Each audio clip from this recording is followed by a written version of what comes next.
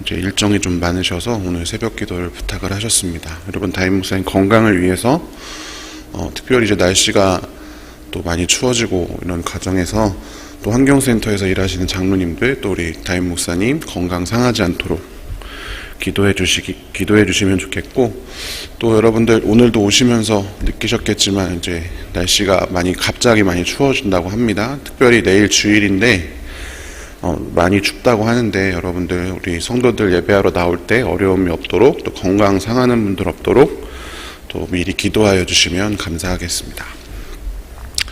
오늘 함께 나눌 말씀은 구약성경 열왕기상 3장 5절부터 10절까지의 말씀입니다. 열왕기상 3장 5절부터 10절까지의 말씀을 함께 한 목소리로 읽겠습니다. 이것은 하나님의 말씀입니다. 기브온에서 밤에 여호와께서 솔로몬의 꿈에 나타나시니라. 하나님이 이르시되 내가 내게 무엇을 줄꼬 너는 구하라. 솔로몬이 이르되 주의 종 내 아버지 다윗이 성실과 공의와 정직한 마음으로 주와 함께 주 앞에서 행함으로 주께서 그에게 큰 은혜를 베푸셨고 주께서 또 그를 위하여 이 큰 은혜를 항상 주사 오늘과 같이 그의 자리에 앉을 아들을 그에게 주셨나이다. 나의 하나님 여호와여, 주께서 종으로 종의 아버지 다윗을 대신하여 왕이 되게 하셨사오나 종은 작은 아이라 출입할 줄을 알지 못하고 주께서 택하신 백성 가운데 있나이다. 그들은 큰 백성이라 수요가 많아서 셀 수도 없고 기록할 수도 없사오니 누가 주의 이 많은 백성을 재판할 수 있사오리이까. 듣는 마음을 종에게 주사 주의 백성을 재판하여 선악을 분별하게 하옵소서. 솔로몬이 이것을 구하매 그 말씀이 주의 마음에 든지라. 아멘. 오늘은 진짜 왕은 누구인가 라는 제목으로 하나님의 말씀을 나누겠습니다. 여러분, 오늘 읽었던 본문은 사실 여기 계신 거의 대부분이 다 잘 아시는 이야기일 것입니다. 오늘 읽은 본문은 바로 솔로몬이 밤에 하나님께서 나타나셨을 때 지혜를 달라라고 구하는 바로 그 장면입니다. 저도 모태신앙인데 아주 어렸을 때부터 영유아부 때부터 이 이야기는 아주 많이 들려지는 그런 이야기입니다. 하나님께 지혜를 구했던 솔로몬의 이야기. 근데 아마도 여러분들 중에도 그런 분들이 계실지도 모르겠지만 저 같은 경우는 어렸을 때 이 지혜를, 우리 여기 현명한 집사님 계시지만 똑똑하고 현명해지는 것, 그것이 지혜다 이렇게 생각을 했었습니다. 그래서 지혜로운 사람이 되게 해달라고 저도 솔로몬처럼 똑똑하게 해주세요 이렇게 기도도 했고, 저희 어머니도 이런 기도를 해주셨던 것 같아요. 솔로몬처럼 지혜로워서 공부도 잘하고 이런 식으로 기도를 해주셨던 것 같습니다. 한 번이나 두 번도 아니고 1000번이나 하나님께 예배를 드리고 밤에 나타나신 하나님께 자기를 위해서 오래 사는 것 구하지도 않고 돈이 많아지는 것 구하지도 않고 힘이 세지는 것 구하지도 않고 지혜를 구하는 그런 신앙 좋고 지혜로운 솔로몬의 이야기를 우리는 많이 들었을 것입니다. 그러나 오늘 우리가 다시 한번 자세히 살펴볼 이 솔로몬의 이야기는 방금 얘기했던, 제가 어렸을 때 이해했던 이것과는 조금은 다른 이야기입니다.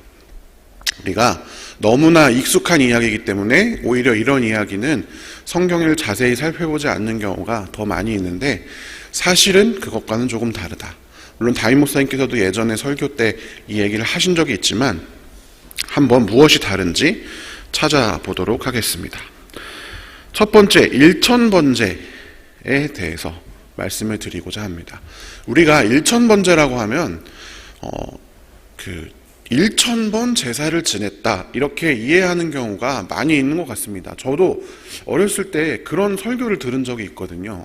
이렇게 열심히 작정하고 1000번 제사를 드렸다. 근데 여러분, 대부분 아실 수도 있지만 흔히들 이것을 하루에 한 번씩 1000일 동안, 그래서 도합 1000일 1000번 제사를 지낸 것으로 오해를 합니다.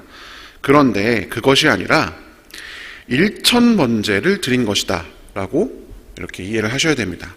열왕기상 3장 4절에 보면 이에 왕이 제사하러 기브온으로 가니 거기는 산당이 큼이라 솔로몬이 그 제단에 1,000번제를 드렸더니, 이 띄어쓰기를 잘 보셔야 합니다. 1,000 띄고 번제라고 이렇게 돼 있죠. 1,000번 제사를 표현을 하려면 1,000번 하고 제를 띄어야 되는데 1,000 띄고 번제 이렇게 기록이 되어 있는 것입니다. 무슨 말이냐? 이것은 1,000번의 제사가 아니라 1,000의 번제물이다, 이런 뜻입니다. 그러니까 1,000개의 번제 헌물을 드렸다라고 이렇게 이해를 하시면 될 것 같습니다. 그래서 개역개정이 아닌 다른 성경에는 다 이렇게 번역이 됩니다. 새 번역에 보면 번제물이 1,000마리가 넘을 것이다 이렇게 되어 있죠. 공동 번역에 보면 번제물을 1,000마리를 바친 적이 있다. 현대인의 성경에 보면 1,000마리의 짐승을 잡아 번제를 드렸다 이렇게 기록이 되어 있습니다. 즉 그러니까 우리가 그 한국 1,000번제라고 그냥 붙여서 쓰니까 1,000번 제사를 지냈구나 이렇게 오해를 하는데, 그것이 아니라 이 솔로몬이 제사를 지낼 때 1,000마리나 되는 엄청난 그 제물을 하나님께 드렸다 이렇게 이해를 하셔야 된다라고 하는 것입니다. 이것은 다른 성경을 통해서도 우리가 증거를 찾아볼 수가 있는데요. 역대상 29장 21절에 보면 솔로몬이 제사를 지낼 때 수소 1,000마리, 순양 1,000마리, 어린 양 1,000마리 이렇게 제사를 지낸 것을 찾아볼 수가 있습니다. 즉 1,000마리의 제물을 드렸다라는 것이 바로 1,000번제다라는 것입니다. 물론 1,000마리를 번제물로 드리는 것도 쉬운 건 아니지만 우리가 1,000번 제사를 지냈다라고 하는 거랑은 조금 다른 의미를 가지고 있죠. 하나님 앞에 간절한 마음으로 지성이면 감천이다 이런 이야기가 있는데, 그렇게 하나님께 치성을 드려서 끝없이 하나님께 예배해서 1,000번이나 그 인내심을 가지고 3년이 가까운 그 시간 동안 예배해서 이 지혜를 받은 것이 아니라 그냥 1,000마리의 제물을 드렸다, 그렇다는 것을 우리가 이해를 해야 합니다. 두 번째로는 하나님 입장에서 솔로몬이 정말 훌륭하다라고 하기에는 약간은 모자른 사람이었다. 기브온 산당이라는 곳에서 제사를 지내는데 이것에 대해서 한번 살펴보겠습니다. 솔로몬은 하나님을 사랑하고 아버지의 법도를 행한 사람이었습니다. 그런데 한 가지 문제가 있었습니다. 우리 열왕기상 3장 2절부터 4절 상반절까지 같이 한번 읽어보겠습니다.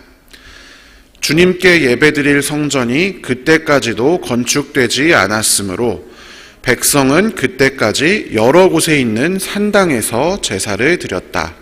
솔로몬은 주님을 사랑하였으며 자기 아버지 다윗의 법도를 따랐으나 그도 여러 산당에서 제사를 드리며 분향하였다. 기브온에 제일 유명한 산당이 있었으므로 왕은 늘 그곳에 가서 제사를 드렸다. 아멘.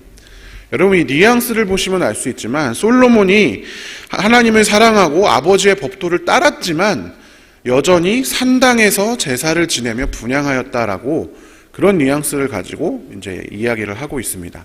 이때 당시는 어떤 상황이었냐면 아직은 성전이 완성되지 않았기 때문에 백성들이 산당이라고 불리우는 산 꼭대기에 이제 쌓아놓은 제단에서 하나님께 예배를 드리곤 했습니다. 그런데 이것이 여러분 어디서 기인한 것이냐면, 원래는 그 성막이 있는 곳에, 성막 안에 이제 법궤가 있고 거기에서 이제 제사를 드렸잖아요. 그런데 이 사사기에 살펴보면 가나안 사람들이 원래 신을 섬기던 곳이 산당으로 이렇게 표현이 되어져 있습니다. 그러니까 원래 산당이라고 하는 것은 하나님을 섬기는 곳이 아니라 우상을 섬기는 곳인데, 이것이 사사 시대에 사람들이 그 가나안 땅을 정복했을 때 가나안 땅이 섬기는 다른 신들을 따르며 경배하기 위해서 세웠던 것이 바로 산당이다라는 것입니다. 원래는 산당을 다 없앴어야 하는데 이스라엘 사람들의 불순종의 결과가 바로 산당이 이때까지 남아있었다라고 하는 것입니다. 물론 솔로몬 때는 마땅히 예배할 데가 없고 법궤가 일단 그 전에 다윗 왕 때 블레셋에게 한번 뺏겼었잖아요. 그걸 다시 가져와서 성전이 완성될 때까지 이 기브온 산당의 법궤가 있었다가 또 다윗성으로 이동하는 그런 단계를 앞에서 살펴볼 수 있던데, 어쨌든 이 기브온 산당이라고 하는 것은 그래서 하나님의 법궤가 어느 일정 시간 동안 머물러 있던 곳이긴 했습니다. 그래서 아까 뭐라고 되어 있었죠? 가장 유명한 산당이었기 때문에 거기서 제사를 지냈다, 이렇게 할 수가 있었죠. 빼앗긴 법궤를 다시 찾았잖아요, 이 시점에서는. 그러니까 이스라엘은 성전 완공 전이더라도 산당의 제사를 폐지하고 성막이라도 만들어서 거기서 제사를 지내는 것이 사실 가장 옳은 방법이었습니다. 그럼에도 불구하고 솔로몬은 자신도 다른 백성들처럼 여전히 산당에서 제사를 지냈고, 그것도 기브온 산당에 굳이 간 이유는 거기가 가장 커서, 거기가 가장 유명해서 라는 것이었습니다. 게다가 그것뿐만이 아니라 제사를 지내기 전에 이 솔로몬이 한 가지 행동을 하는 것이 성경에 나와 있습니다. 우리 열왕기상 3장 1절을 세 번역으로 같이 한번 읽어보겠습니다. 솔로몬은 이집트 왕 바로와 혼인관계를 맺고 바로의 딸을 아내로 맞았다. 그리고 그는 자신의 집과 주님의 성전과 예루살렘 성벽의 건축을 모두 끝낼 때까지 그 아내를 다윗 성에 있게 하였다. 아멘. 하나님께서 가장 싫어하셨던 애굽과의 연계, 그 자신들을 종살이했던 그 애굽의 왕과 혼약을 맺습니다. 하나님께 묻고 이런 게 아니라 자기가 임의로 혼약을 맺었습니다. 굳이 이게 솔로몬이 다른 나라랑도 많이 혼약을 맺었잖아요. 그런데 바로 이 구절 앞에 이게 나와 있다라고 하는 것은 솔로몬의 이 행동을 강조하기 위한 의도라고 볼 수가 있겠죠. 하나님이 싫어하셨던 일을 행했던 것이 솔로몬의 그런 행적이었습니다. 우리가 생각했던 신실한 솔로몬의 이미지랑은 조금은 달라지는 것을 우리가 알 수가 있습니다.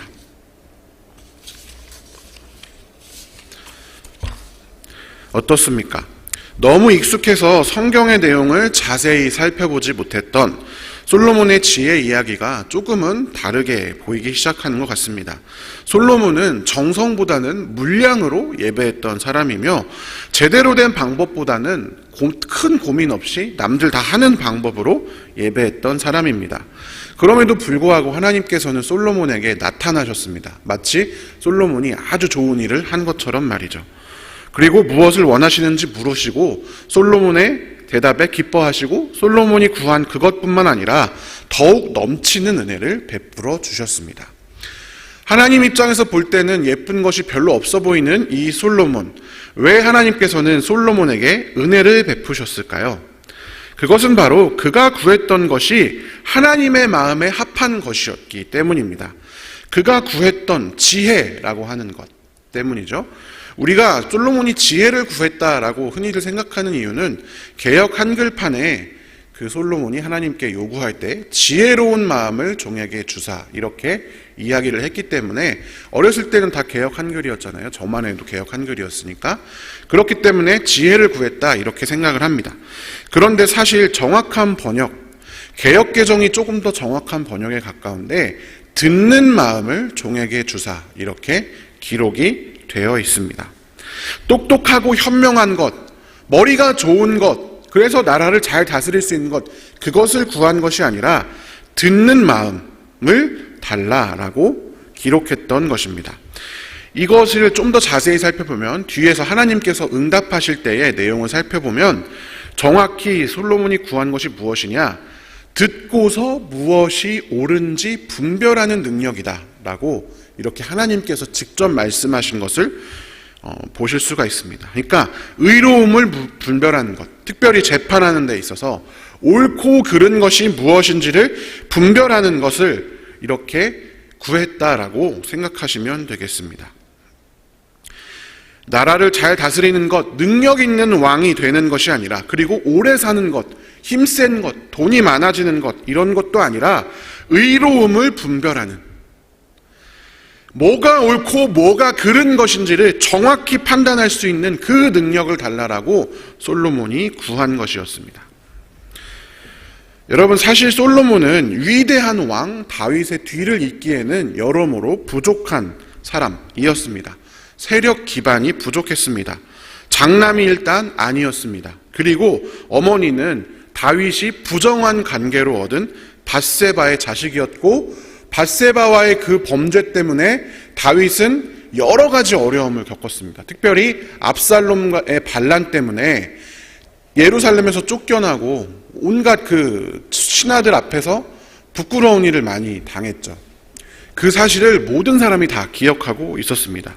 그런 출신 성분에 문제가 있는 그런 사람이 바로 솔로몬이었습니다. 그래서 실제로 그 다윗의 다른 아들인 아도니아가 대놓고 솔로몬을 무시하면서 다윗이 죽은 이후에 쿠데타를 일으켰죠. 근데 그 쿠데타에 가담한 인물들이 그냥 아주 작은 세력이 아니라 다윗의 군대 장관, 다윗의 대제사장, 이런 사람들이었습니다. 당대의 종교 지도자, 당대의 군사 장관, 이런 사람들이 다 아도니아와 같이 반란을 일으킬 정도로 솔로몬은 정말 미약한 그런 세력을 가지고 있었습니다.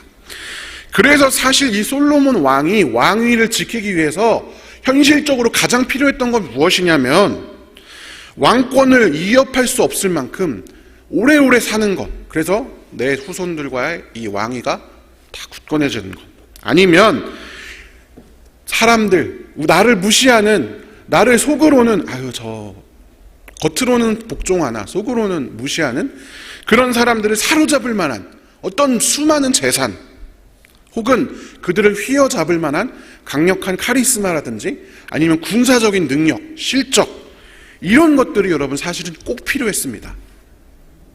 그래야 자신이 왕위가 든든할 수 있기 때문입니다.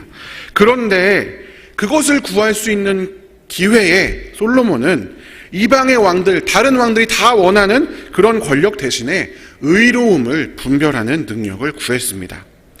그의 노력이나 그의 치성이나 그가 바친 재물의 양이 아니라 솔로몬이 구한 이 내용, 자신을 위해서, 자신의 왕위를 위해서 구할 수 있는 다른 내용들을 구하지 않고 의로움을 분별하는 능력을 구했다는 이 사실이 하나님의 마음에 들었습니다.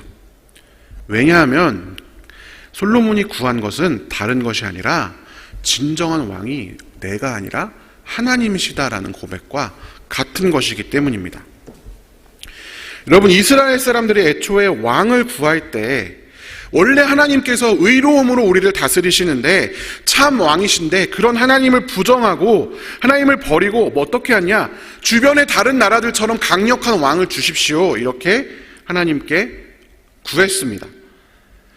자신들을 지켜줄 강력한 왕권, 강력한 부로 우리나라를 부강하게 하고 다른 사람에게서 높아지게 할 수 있는 강력한 왕을 요구했습니다. 그런데 솔로몬이 이 요구는, 하나님께 대한 의로운 마음, 의로운 것을 분별할 수 있는 것을 허락해달라는 이 요구는 하나님의 원래의 다스림, 의로움으로 다스리시는 하나님 나라와 정확히 일치하는 것이었습니다. 돈이나 힘이나 전쟁 능력이 아니라 의로움으로 다스리시는 하나님의 나라, 그것과 꼭 맞는 것이었고 이스라엘이 나아가야 할 올바른 방향이었습니다. 그렇기 때문에 하나님께서 솔로몬에게 은혜를 베풀어 주신 것입니다. 그는 여러 가지 부족함, 본인의 잘못, 실수에도 불구하고 하나님의 뜻에 맞는 것을 구했기 때문에 하나님께서는 그를 기쁘게 여기셨고 그에게 축복을 더하여 주셨습니다. 여기에서 우리가 한 가지 기억해야 할 것이 있습니다. 바로 우리에게 진정한 왕이 누구인가, 우리가 추구해야 할 진짜 왕의 능력이 무엇인가 하는 것입니다. 우리는 과연 어떤 분을 왕으로 여기며 살고 있습니까? 부족하고 연약할지언정 솔로몬처럼 하나님만이 나의 참 왕이시다, 의로운 통치를 바라며 살고 있습니까? 아니면 완전해 보이고 훌륭해 보이지만 세상의 통치, 세상의 방식이 옳다고 생각하면서 살고 있습니까?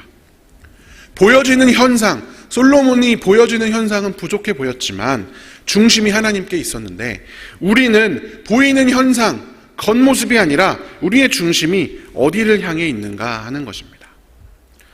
여러분, 로마서 8장 26절에 이렇게 기록되어 있습니다. 같이 한번 읽어보겠습니다. 이와 같이 성령께서도 우리의 약함을 도와주십니다. 우리는 어떻게 기도해야 할지도 알지 못하지만 성령께서 친히 이루 다 말할 수 없는 탄식으로 우리를 대신하여 간구하여 주십니다. 아멘. 여러분, 비록 우리의 겉으로 보이는 현상은 솔로몬처럼 뭔가 하나 빠져있는 것 같은 그럴듯해 보이지만 뭔가 부족한 모습들이 다 우리 안에 있습니다. 아마 솔로몬보다 훨씬 더 많이 누추한 것이 우리의 현실일지도 모르겠습니다.